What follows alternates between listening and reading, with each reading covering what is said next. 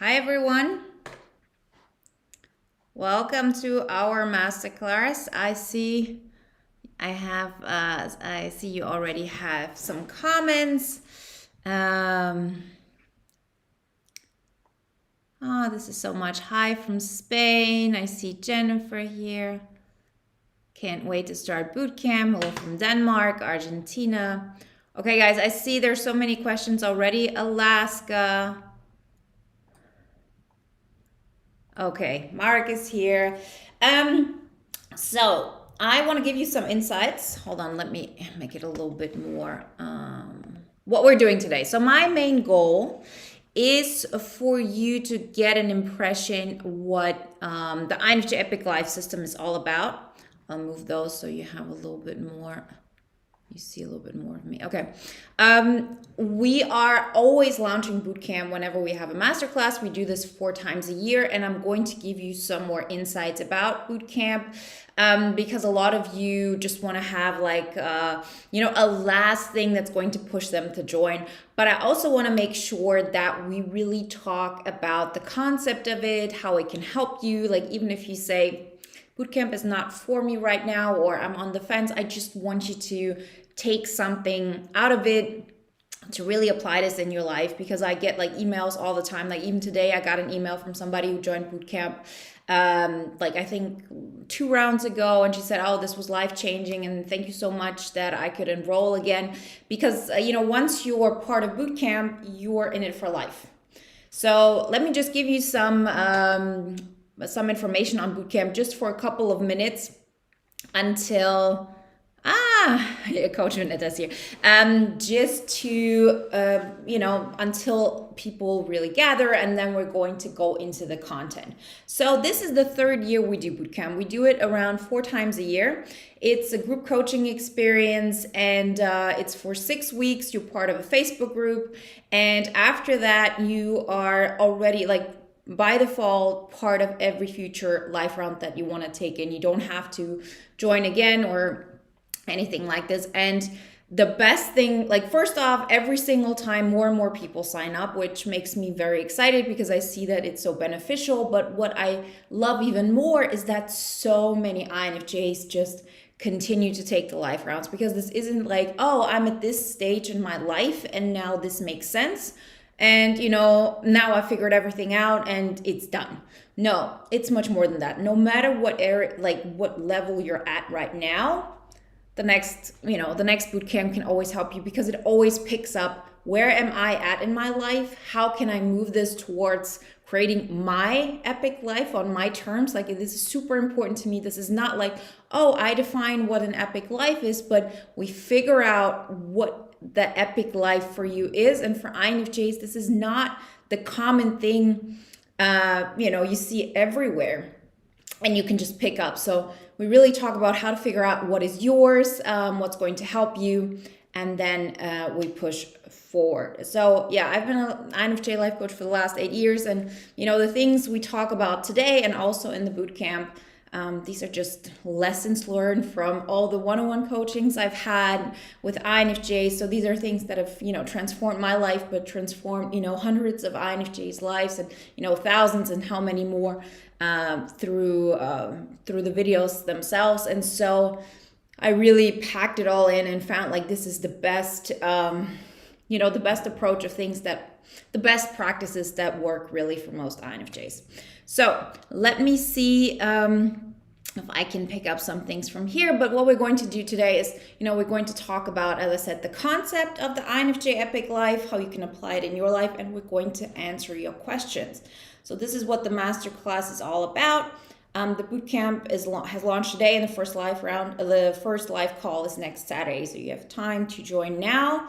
If you join until Monday, you get access to the early bird price if you use the code.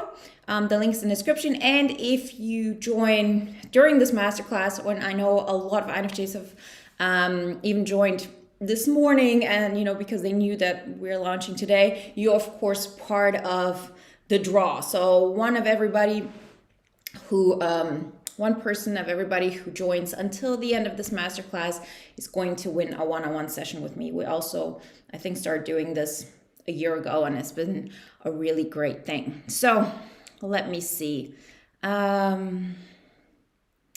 Yeah, so here, emote anthrax, physical energy management. This sounds like it might be worth watching. Exactly. Yeah, we're going to talk about that. This is like a big thing. Let me see.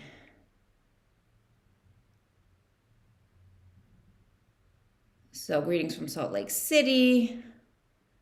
I see you all.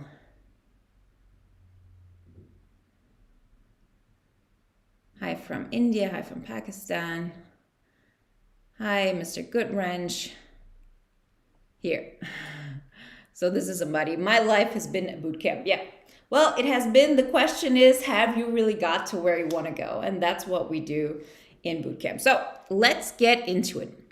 What is the INFJ Epic Life concept all about? It's all about the 5 pillars to an INFJ Epic Life. And these 5 pillars are physical energy management, relation. I'm not gonna go over them right now. We're going to look into all of them, but like all together, it's physical energy management, relationship management, wealth management, vocation, and priority management. And these are the things that I've worked out are really the pillars that make up an INFJ Epic Life when it comes to what do I need to focus on, what things I need to change. Because the most important thing is to understand we are not only not motivated the way other types are, but we also need a different kind of approach. For us, it's really about not using our willpower, not using our physical strength, because let's say, in comparison to some SE types, we are not maybe that, we're not that forceful as in we do thousands of things a day. But I always say we are INFJs. We don't have to do all the things. We have to do the right things. But we have all these ideas, but the action part is lacking. So in the end, we sort of like always stay in this dilemma of, I have all of these ideas, all of these dreams, I have all of this potential, but it doesn't correspond to my life. And so what we learn is how to tap into this part of yours that you actually start action, but in a manageable way, and you see results, like you actually change. It's not so much about achieving something, but about becoming a certain, a type of person, that person that is closer to, this enlightened version of you that lives in alignment with what you want. And yeah, you see it in actions as well. So when I say it's about becoming, through action, we make it happen. So, people's life changes, people's life change. So it's getting a new job. It's starting the thing that you always wanted to do, but you were scared of being seen. It's about getting more energy. And that's, for example, what physical energy management is all about, because so many INFJs really feel, just exhausted from life. And it's no wonder, because we've hollowed ourselves out in order to, play the game that we think we have to play.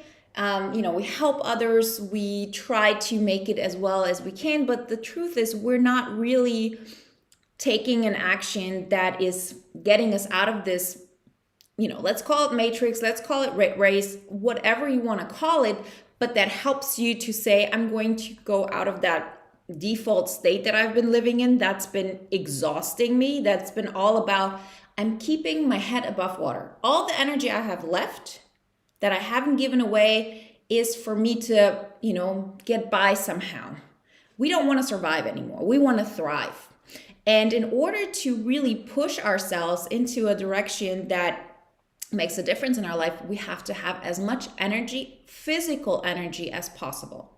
We don't have to become an ESTP. We don't have to do all of that, but we have to make sure that we give ourselves the most energy possible. And that's all about managing our sleep. That's all about, decluttering, making sure that we have all the energy that we need and that we focus it on the right things. So we're talking about visualization. We're talking about going towards those, like mentally, learning how to focus on the things that matter. And one of the biggest things, believe it or not, is really sleep. We talk about that so much because for INFJs, there's this whole thing of, I need to, I go to bed at 2:00 and I need to go to bed at like 10. And there's like, I try, but then I fall back into old patterns. And what we learn is, no, we're going to do it differently. We're going to actually go by really small steps, because it's not about being able to go to bed at 10:00. It's about learning that you can control, when you're going to bed. So we start with let's say 1:45. And we stay with that until it becomes a new normal. Everything we do here is all about creating a new normal here, a new normal for you that doesn't require any willpower. So let's say you go to bed at 2:00. It doesn't require any willpower for you to go to bed before 3. So we want to get to a place where it doesn't require any willpower for you to go to bed before 10. And that goes for everything.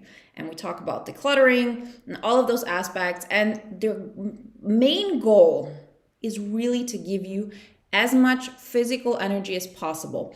And if we don't have a why for it, we're not going to do it. But the reason, why this why exists, or the why, is because you need the energy to step out of that default state. You need the energy to do the extraordinary thing that is necessary for you to feel completely alive. And so that's a completely different motivation than saying, I need to improve my sleep because that's the new trend thing, or I need to start working out because, others are doing it and it seems so fun to them. Well, I know it seems fun to them, but, we've tried this and there was no reason for us to do it. It doesn't excite us.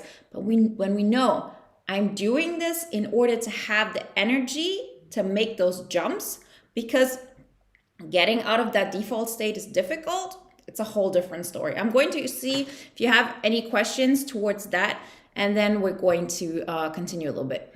So let me see. Yeah, so here somebody says, I've been practicing that before 2:00 thing. It's not, it might seem like it's a hard thing at first, but here I have insomnia. What is sleep? You will be surprised. First off, it is something a lot of INFJs struggle with, but you would be surprised how well you can manage it if you're really setting the right goals, if you're not going overboard, and if your goal is to become a person who's able to control themselves in this little tiny bit. That's all it is. Once you learn how to mobilize yourself enough to say, no, let's say I go to bed at 2:00 now, it's 1:45. You will see a huge shift. This really changes. And I've seen this with people that I have this one client that I have on one-on-one coaching, and we were talking about this, and that little aspect actually had such a big impact in so many areas of her life, because she actually learned, I can decide what I want to do. I'm not a victim to the habits that I've created. I can change them. And for us INFJs, it's really important to, have the vision. We are all about where do I want to go, to have our why. So there has to be a conviction for it. Why do you want to go to bed earlier? What for?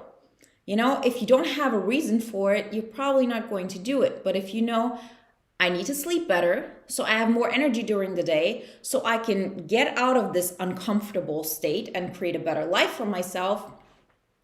And then you learn that you actually do have control over it, and it becomes a new normal. It's an amazing thing. And the reason why I always say it is, there's this one example I always give. And imagine yourself being in front of a cornfield, and all your life you've gone down this one path throughout the cornfield. It's been laid out, it's flat, no problem, you go that direction. But that's the default road. That's the road you felt you had to go, and that's the road that makes you go into survival mode, that doesn't really make you happy. That's just how it has been. So creating a new path for you means you have to create a completely new path that hasn't existed yet. That means, laying the corn flat, going through it a couple of times, more often. So in the beginning, it's going to require energy. How can it not? It's of course easier in the short run to go down a path that's already been laid. It's a completely different thing to start laying down a new path, not knowing where exactly it's going to lead, figuring it all out, making those steps happen. And you'll see this every single time you try to do something extraordinary, like, INFJ starting to write a book, or expressing themselves through podcasts, or, going for the next better job, or, being more, also in relationships, like daring to set boundaries. It requires energy. But let me assure you, it's not going to last that long. Like this period of, this is so hard. It really gets better. The path gets flatter. It gets smoother. It gets easier with every single time. It will never be as hard as it is in the beginning.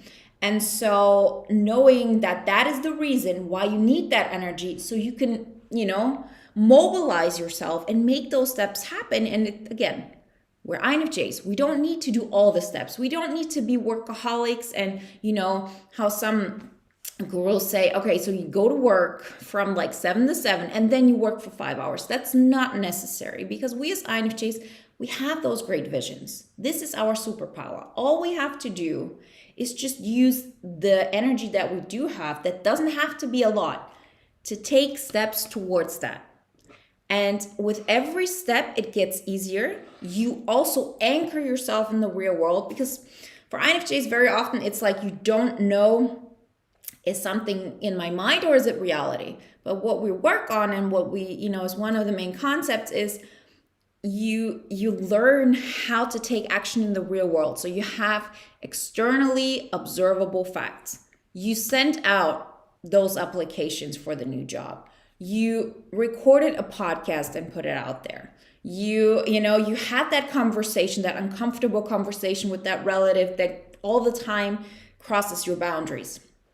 And you create a new anchor of who you want to be. And then, people adapt to that. Your life adapts to that. When you send out your 10 applications, something is going to happen. And if it's not 10, then do more. The point is, we take control, we make things happen, and we need the energy for that. And when I'm focusing on what I can control, and I did my part for this week, you've won the week. So you can just relax the rest of the time and contemplate. Like, I'm taking so much action now in comparison to how I used to. And I can still tell you, I'm actually way more contemplative than I used to. I'm way more in my head, because now I can do this without feeling guilty, because I already know, I took actions in all the 5 pillars this week. I'm going towards the direction I want. I see my life turning into the life I want it to be. And then the rest of the time I can just relax and, go into my default mode and enjoy life completely. Also, keep in mind, this is not an exercise where it's about, okay, do something uncomfortable and then one day you're going to be happy. No, actually, with every single day, the first day I started this, the first day I decided I'm going to change my life, and I started applying this first off for my life, I already felt better. I already felt like things are changing, because, I knew I'm not settling anymore. I'm not going to control certain things that are happening around me, but from that moment on, I knew I cannot blame myself for not taking action to improve my life, because I'm doing the best I can. I'm not comparing myself to others, but I'm not doing the bare minimum anymore, because I already think like, yeah, what's the point? It's not going to make me happy anyway, right? Because now I'm stepping out of this norm. I'm stepping out of those things, because of course, the old norm wouldn't make you happy if you would play more by those rules. But it's about understanding you can step out of it, you can do your things on your terms. And thankfully, we have a community like this one, and so much more that really mirrors back to us that so many things are possible that aren't like the mainstream media, or what has been shown to us as one of those ways to live life. So it is really differently, and it really changes your life.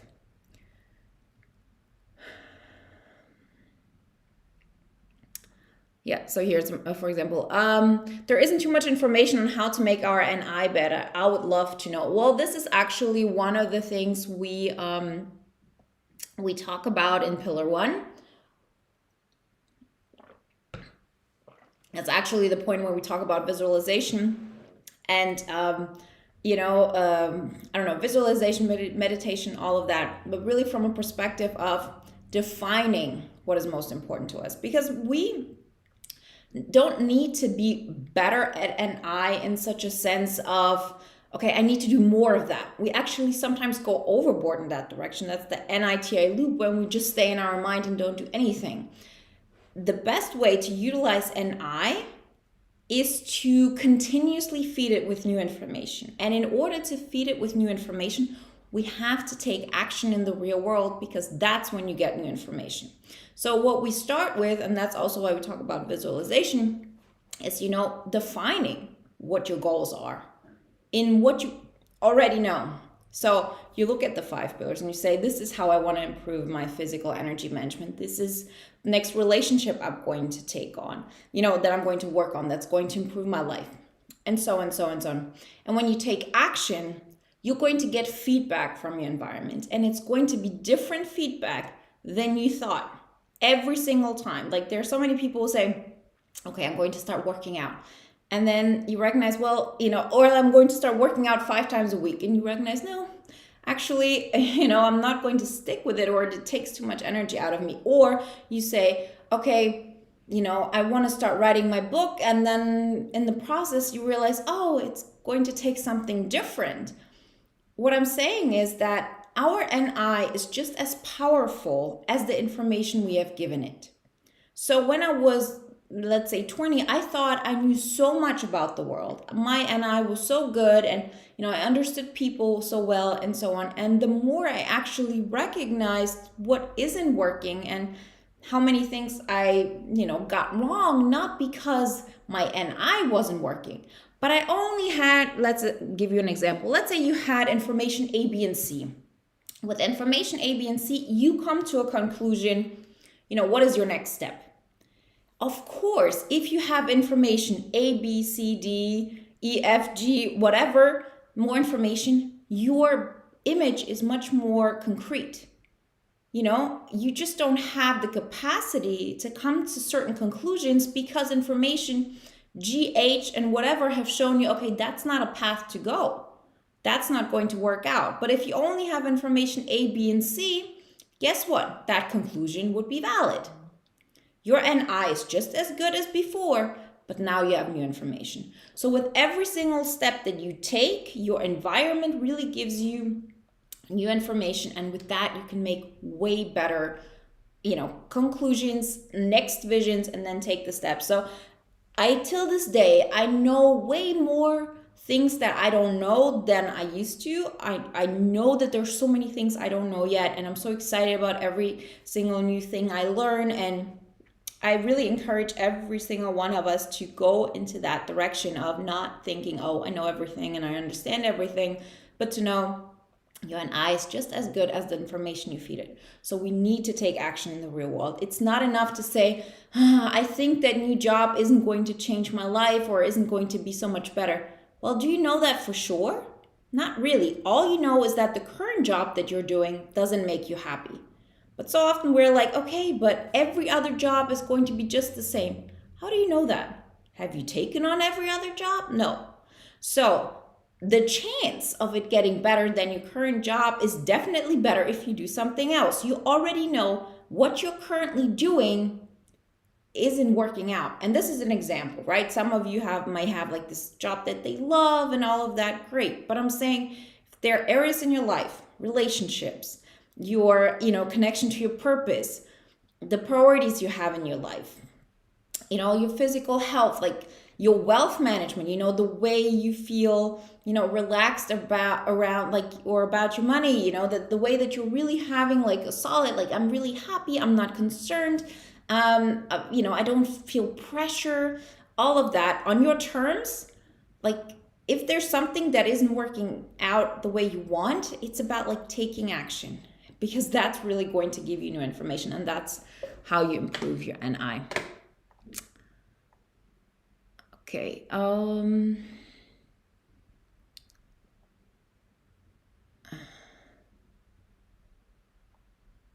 So let's just go because I want to make sure we talk about all of them. So, relationship management. So your relationships in a lot of ways are, the anchor towards the person you want to be.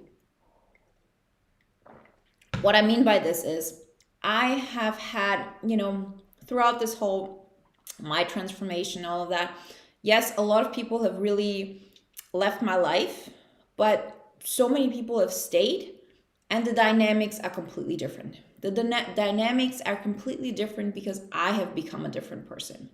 So often we show to different people, the version that is most, that creates the least disruption, that creates the most harmony, that is most in alignment with that person. Maybe with one person you're a certain way, with another person you're another way.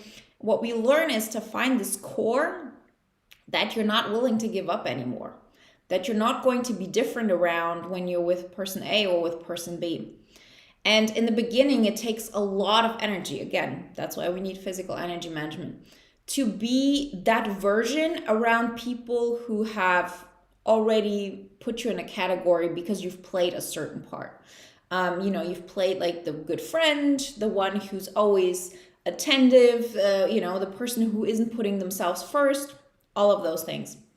But the more often you actually set those boundaries, a couple of things happen. First off, you're going to have some kind of dispute. You're going to create this harmony. And it feels uncomfortable in the beginning. It really does.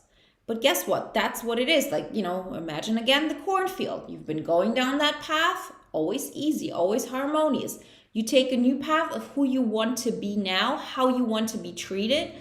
And people don't want to treat you this way because it has been easier for them, the old way, which was you put others first and so on. They're going to have some kind of reaction. But you know what? In the end, that person wins that stays within that core the longest. And what I mean with win is that, it's not about like overpowering somebody. But if I say from now on, I'm not going to allow anybody to belittle me. I've been, allowing that all the time to not make people uncomfortable, but from now on, not happening anymore. So, and I'm willing to go that direction, even if that means losing absolutely everybody in my life. And that's a fear that we really have to, sit with, or some people do tapping on it and so on. And then the people around you have a choice. You're not forcing anybody to anything.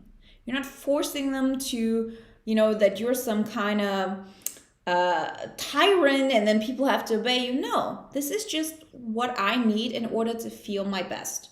People have the chance to either accept that or just distance themselves. And you'll see that most people still want to keep you in their life. And the question is what's the price that they're willing to pay? And they have to find that compromise for themselves of what do I feel comfortable with? And in a lot of ways, people just, go a little bit more separately, but that's a good thing because that actually allows every person to feel autonomous, happy, fulfilled, and, just things change. Like I always say, like with my best friend, I used to be so codependent of, I knew absolutely everything that made her happy, that made her sad. It was all about that. Now, and we've been friends for like 15, 16 years now. It's a completely different dynamic.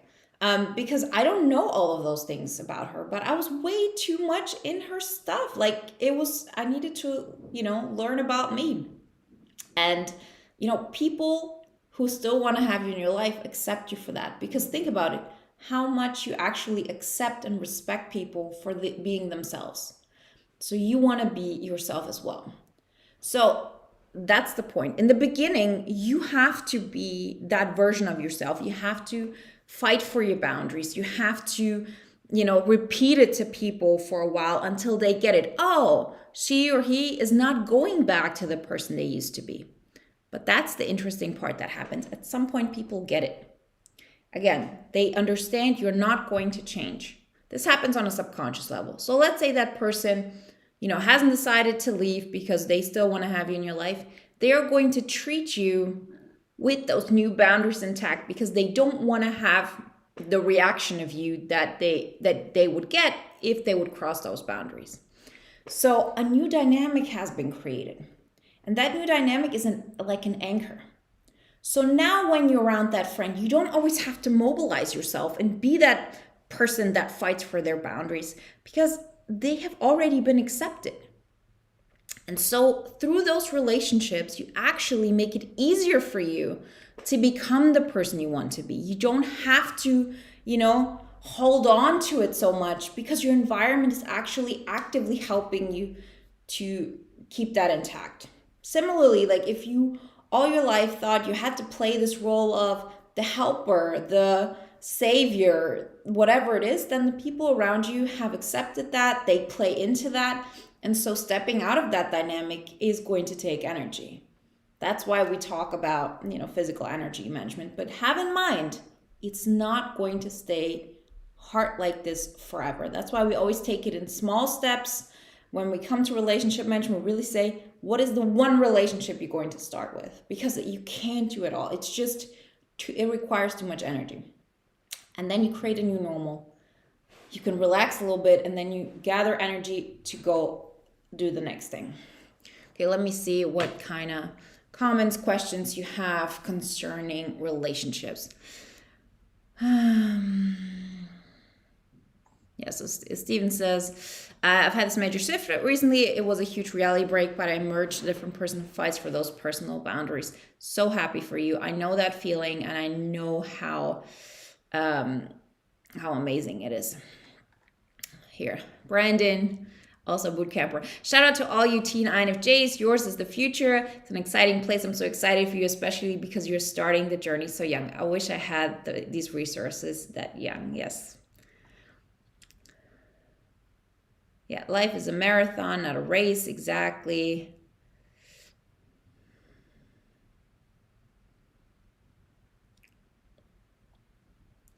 Okay, here. Harmony. Maybe every sound is boisterous to pure silence. This is like something that, if I understand you correctly, right? We very often want to create harmony. Like, why would you want to disrupt it? But the thing is, if you say, there's this prerequisite that I'm going to be myself. And guess what? If you are stepping into a new group, so let's say there are 5 people, there's a group harmony within that. If you step into this authentically, you by default are going to disrupt it because now this group doesn't exist of those 5 people anymore. It exists of 6 people, including you. So by default, you're disrupting an existing harmony. But what we INFJs do very often is that we don't want to do that. We actually add ourselves to that group and we hollow ourselves out so we sort of like fit into this 5 people harmony thing. We don't want to make our priorities matter just as much. But the point is to learn, I have to fight for mine. And if I fight for mine, I'm going to make it 1/6 of this entire energy. That's all it is. But if you already think, I don't want to disrupt anybody and so on, you're not giving people a chance to really get to know you. You're not giving yourself a chance to really, create something new because you are part of it. Like, INFJs all the time have this thing of like, we're observers and so on. And I know that this is like a nice feeling and I love it myself. Like when I'm around my friends, I love to just sit back and let other people take, the initiative and all of that. And that's all good and well. You don't have to do things you don't want to do all the time. But, in certain aspects of your life, it's important that you know yourself and that you express that and make it known. And so what you're actually saying, if the prerequisite is that I'm going to feel okay about myself, then I'm actually giving this relationship a chance by disrupting the harmony. Because then long-term harmony can be created, like a new kind of harmony. But if from the beginning I'm just downplaying my own feelings, guess what? This will lead to door slams. This will lead to some person being, feeling attacked. You will not feel appreciated because at some point people are going to, take you for granted, and they're not going to appreciate all the things that you sort of like step back in order to make other people comfortable, because they're not even aware of it. How can they? All they've seen is you being the person who's just like them, who makes them feel good about themselves. Like, they don't know the sacrifices that you're doing for them. They don't know all the compromises that you're making in order to make them happy. So that's why we very often come to those things. Like, it's like, I've done so much for this person and they don't appreciate it at all. Yeah, because it's really time that you start doing things for yourself, and you can then help people, right? But to make sure that we have this. And so, again, remember, by creating harm in the short term, as in I disrupt the harmony in order to, this is who I am, and I'm stepping into this scene, you're actually giving the relationship, whatever it may be, the best chance of long-term harmony.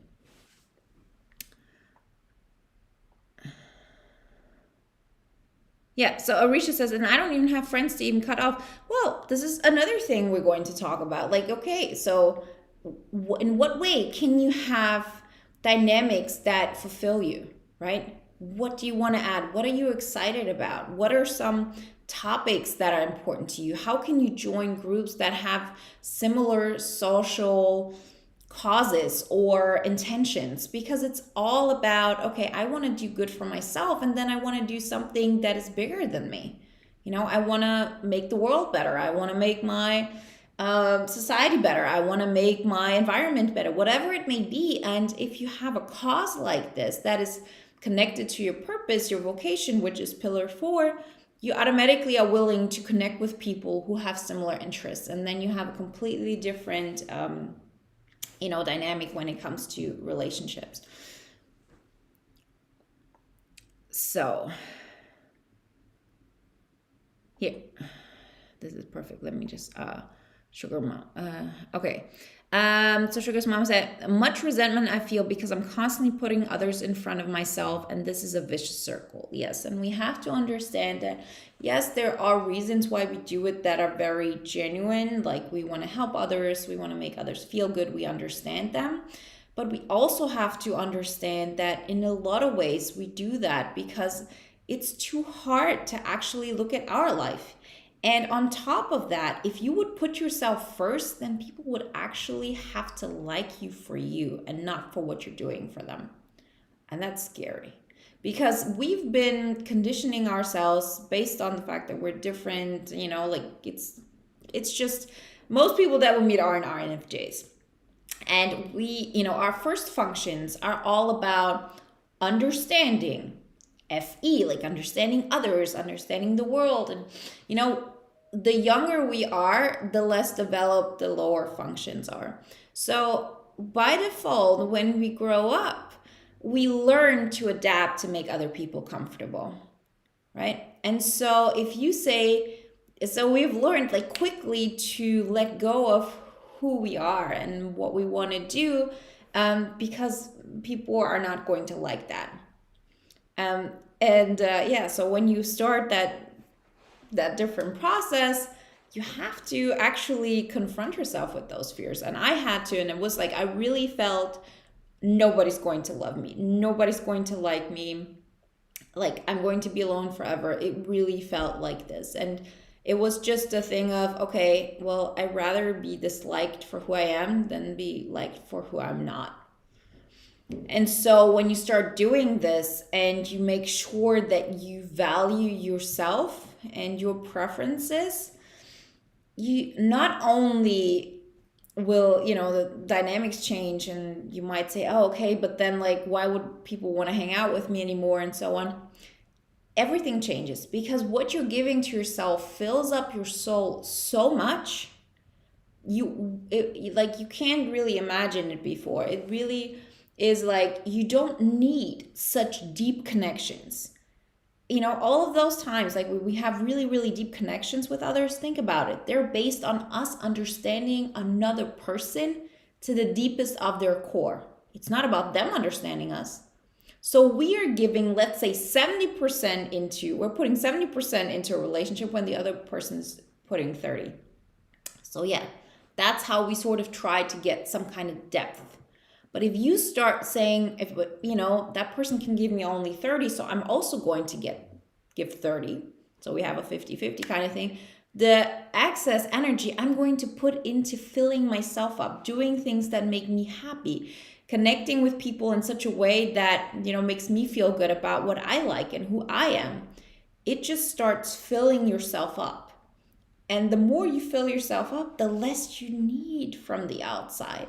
The less you need those deep connections that are codependent to begin with. It's not like, you feel like, oh, I'm going to give that up and then I'm going to have just shallow relationships. Not at all.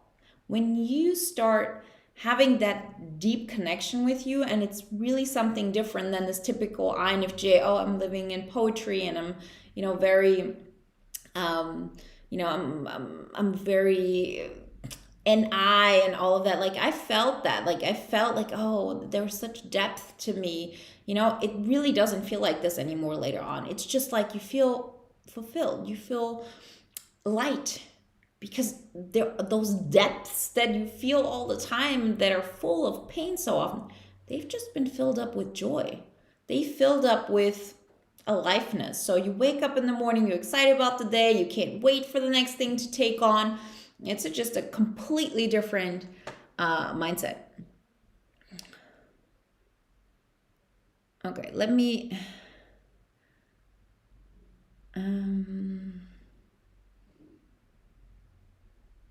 okay, here. Just like one last thing before we go into the next pillar. How do we turn an acquaintance work friend into someone we have lunch with every week without going so much into their world?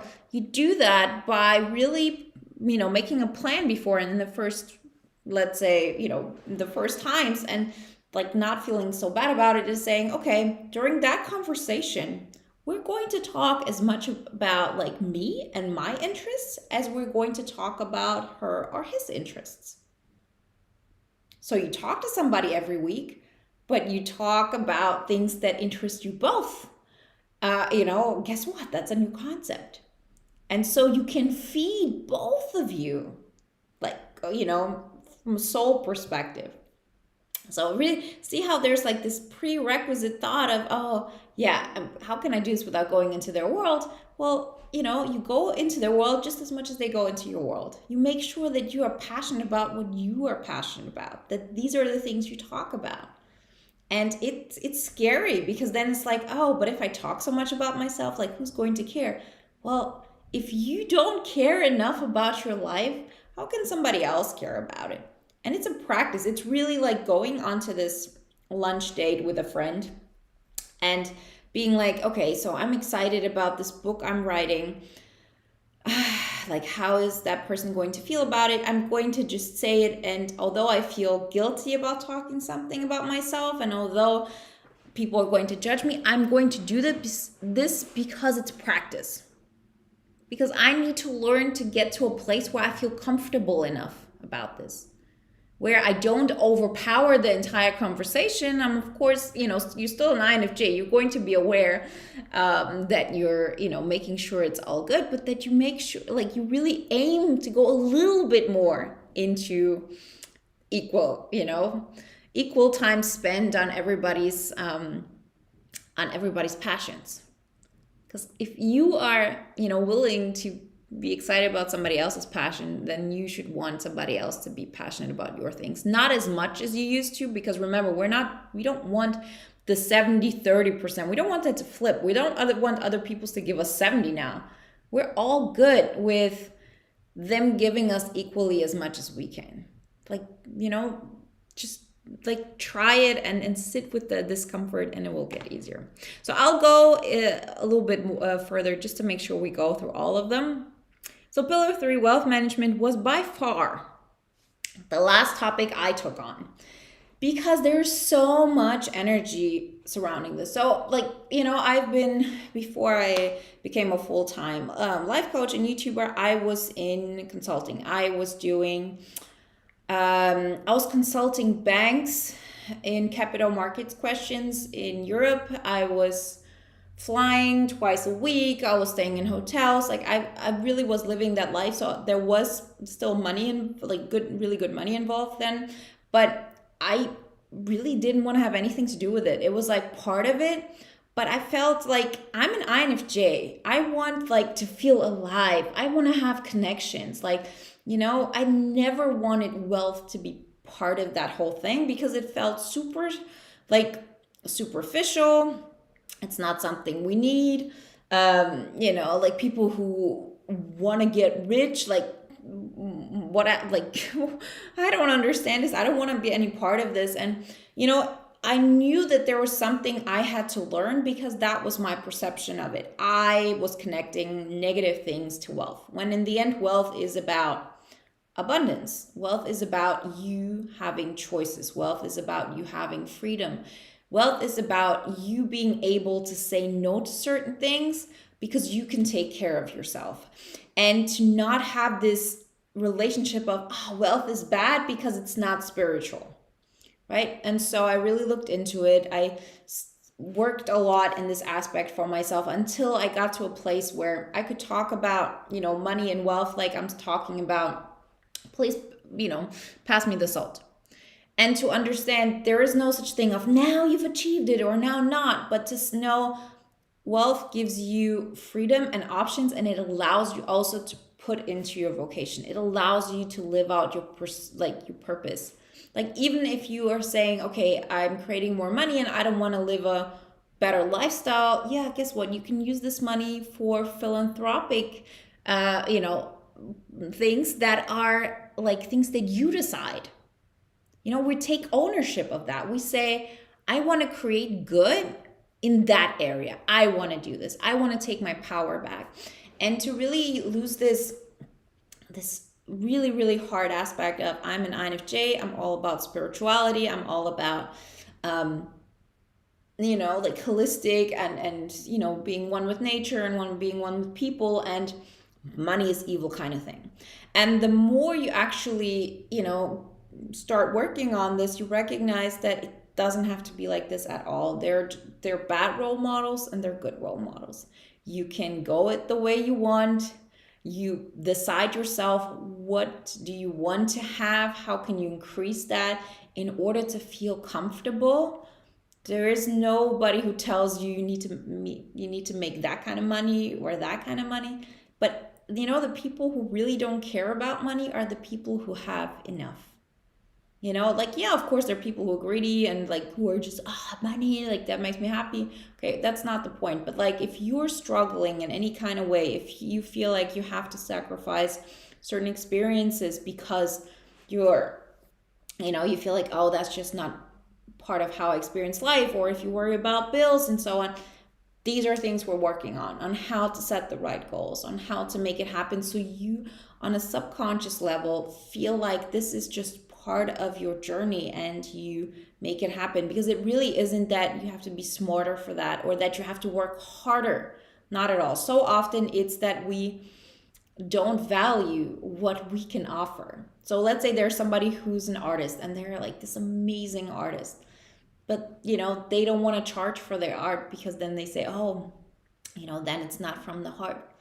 But it can be that you actually charge for your art in a good way, and because of that you have enough time to not work so much on your other job, and you can use that to really give out other free stuff, right? So it's like you learn how much good you can do for yourself and the world if you allow this aspect into your life. And we talk, like if you download the poster, it will give you like some insights into how to do this, but we talk really about how to set the right goals, how to take action, and how to feel more in control. Because very often we think like, oh, that's just my life and that's like what it is, when in the end we have just conditioned ourselves to suffer in certain ways, and it can be so much easier.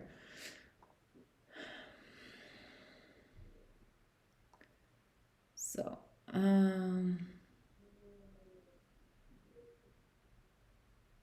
let's see. Yeah, here, there's nothing more spiritual than manifesting abundance. Exactly. Yeah. Yeah, but money is need to stay alive to begin with. Yeah. Like, think about how often it is that we tell ourselves things like, money is just for greedy people. We just don't like, we need like, you can do like, let's say you are comfortable in your apartment. You don't need more than that. Yeah, but so what's the big deal of like creating more money for yourself so you can then give it to the philanthropic causes that are important to you, and not that somebody else who is a greedy person who doesn't think about whatever it is, like, uses that to buy something that they don't care about, that doesn't make them happy, or that they do to impress other people. It's about like, taking on ownership, being okay with that, and then deciding, the better I feel about myself, the better I can do for others. If I feel content, if I feel like I can go on the vacations that make me happy, if I feel like I have the freedom that I want, if I feel like I don't have to go to that job and work for that person that I really dislike because I need money to pay my rent, you're going to be a better person. You're just going to be free, like more free, and be more carefree, and can give more, and so on. And this is what taking care of, wealth management will do for us. It really is taking control of your life. And, it's just one of those aspects that will help you in this.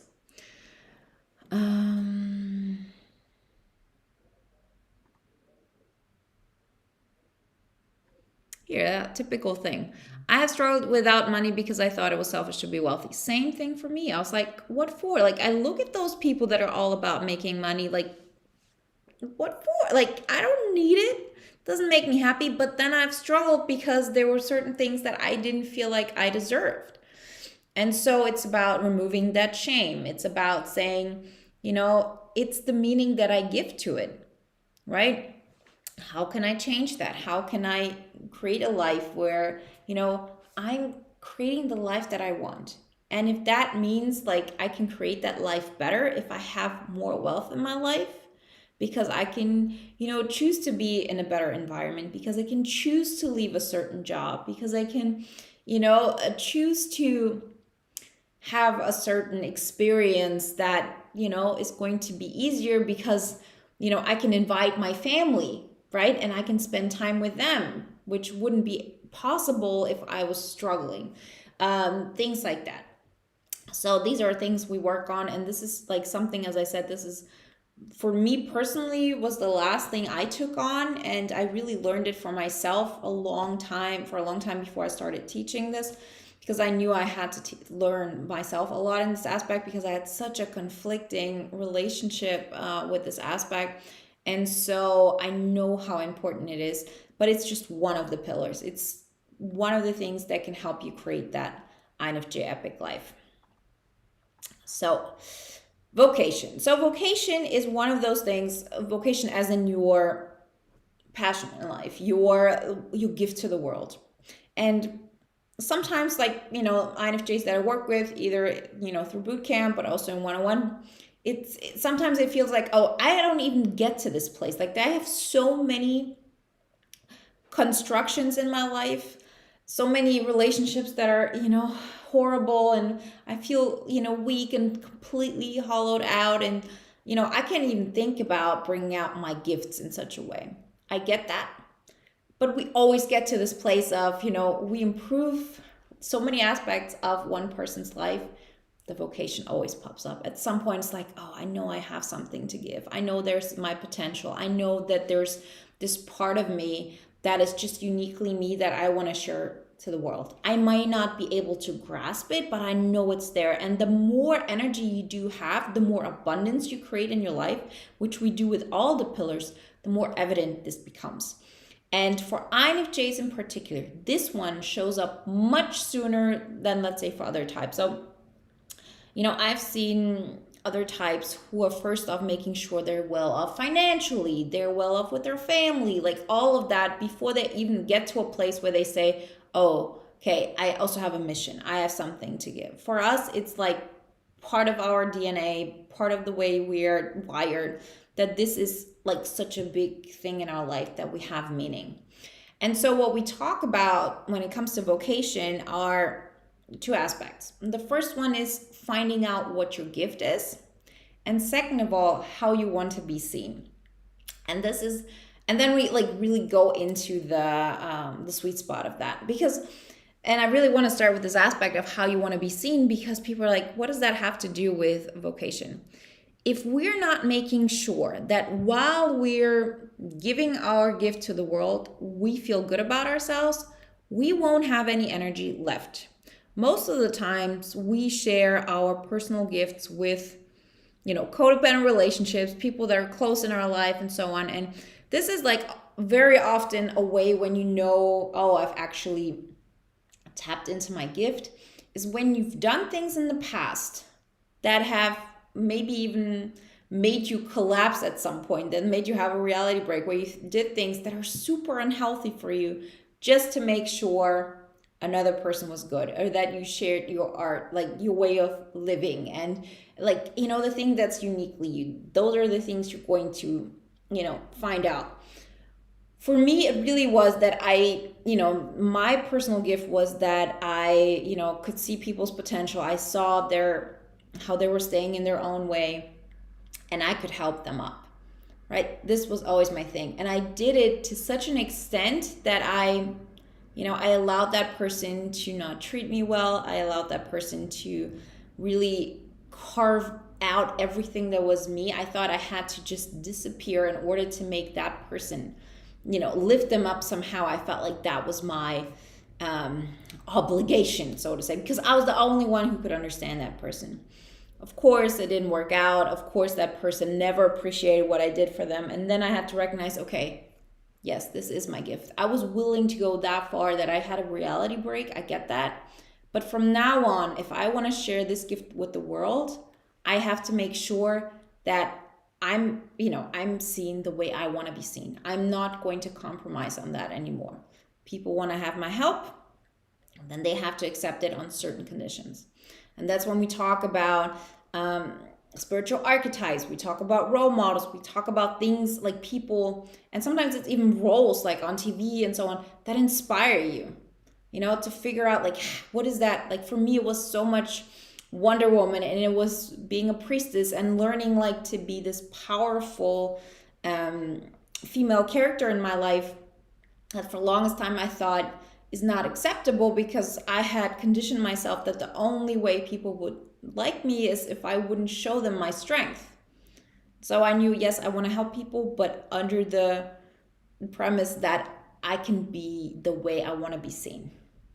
And so you figure out more and more what your gift is. We talk a lot about it in bootcamp as well, like how to tap into this. And as I said, the more abundance you bring into your life, the more evident it becomes. Always look into maybe situations that weren't healthy for you, where you wanted to do it anyway because it was just so important to you, some kind of dynamics. And then we also figure out how to find that part of you that is not negotiable. Then we say, how are we going to combine that? That's the sweet spot. And that's when you tap into your vocation in a way that is sustainable, that allows you to grow, that helps you feel the best about yourself and can help others. And that's when you create this ripple effect of, I'm creating, I'm filling up my cup of energy, and then I can give to others as well. So let me just see a couple of comments that you have about that. Because then we can also I see we're almost out of time. I want to tap a little bit into priority management. Okay,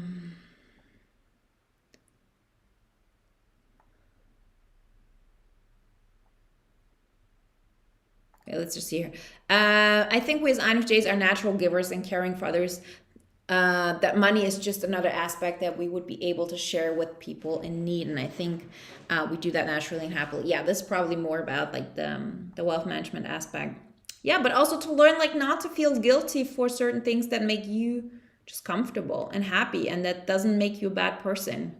Think about it. How often do we think, oh, if I'm struggling, I'm actually a better person than a person who's living lavishly and, not helping others. In both cases, you're not really helping others in any kind of way, because when you're struggling, you can barely help yourself. Yes, you're helping people as much as you can, but still, these things are not connected. It's like saying, there's like this disclaimer of, if you say, oh, I love money, but it's not everything. Helping people is more important, like, smelling the roses and so on. Would you say the same thing about pepperoni pizza? No, you wouldn't say, oh, I love pepperoni pizza, but it's not everything. Helping others is more important. Smelling the roses is more important. We're not making those disclaimers. This is something I took off, like I read at Jen Shancero's books. Don't think I just made this up, but think about it. Like, there's such a story behind it, when in the end it's nothing. It's like, it's either there or it's not there. What you do with it, like, we give it meaning, positive or negative.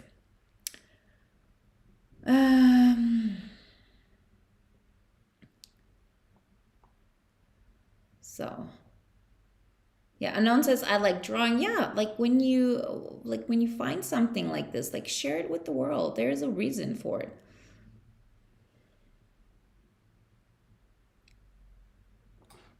Okay, so let me just quickly give you some about pillar 5, because this is actually the last aspect, and I sort of see pillar 1 and pillar 5 as like really the brackets that hold it together.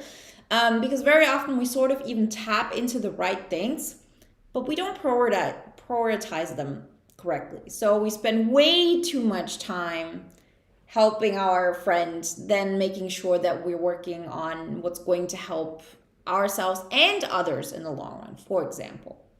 Or we make sure, like, we're not setting the priorities that sort of make us the person we want to be. And one aspect, which is like the biggest thing, and I'm just going to talk about that quickly because we run out of time, is prioritizing what is urgent.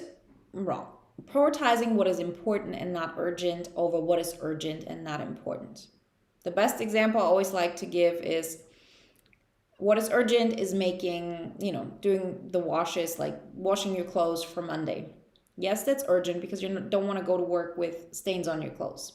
What is important, what is not urgent, is you writing your book. Is you applying to better jobs? Is you working on your relationships? Because there's absolutely nobody who's going to come up to you and ask you, did you write on your book today? Did you, publish your thoughts on a podcast? Did you apply for a better job that's going to be more in alignment with who you want to be? Nobody. This isn't urgent. There is no urgency there. So if we make sure that come Saturday, when you always do your laundry, you prioritize this one thing that's going to make a difference in your life long term, you prioritize this over and over again, over making your laundry, guess what's going to happen? You're going to make that happen. And even if it's like 10 o'clock in the evening, you're still going to do the wash. Because you need those clothes on Monday. There's an urgency there. There's somebody who's going to judge you for it. There's somebody, there's an accountability. You're going to show up on Monday morning to work because people expect this of you. But you're not going to do the things that are important to you if you let them slide. If you, on the other hand, would prioritize doing the wash and a friend is calling you and saying, yeah, can we talk? I want to have your opinion on something. Before you know it, Saturday is all done and you don't have any time or energy left to work on what is important to you. We have to prioritize what is important in our life. It's all about taking those consistent actions in a manageable way. Remember, it's not about doing all the steps. It's just about doing the right steps on a consistent basis. If you want to know more about that, remember we have the poster. I think you find it here in the description as well. It shows you the aspects of it, but the best way to do it, join bootcamp. I can only encourage you. We are a huge group. Even the Facebook group is over 100 people now, and the bootcamp altogether is, of course, more than that because not everybody is in the Facebook group. It happens on YouTube. You have learning material. You can, no matter where you're at in your journey, I see people just coming back again and again. And that's the best sign for me how amazing it is and how beneficial it is. And I'm so happy we have this growing community. So come join us. Our first live call is next Saturday. And if you join until Monday, you get access to the early bird price. And again, like if you join now, like, you know, let's say 5 more minutes, you also enter to win a one-on-one coaching session with me. Okay, let me just see.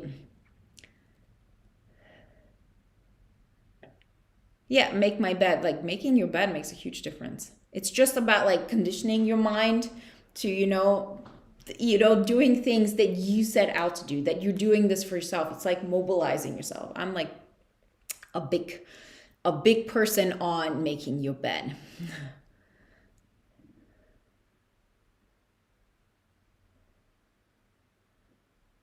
Okay. Thank you so much. I see here a lot of comments. Connect with each other. I'm looking forward to seeing you all, in my videos anyway. And I hope to see many of you in bootcamp. Wish you all an amazing week.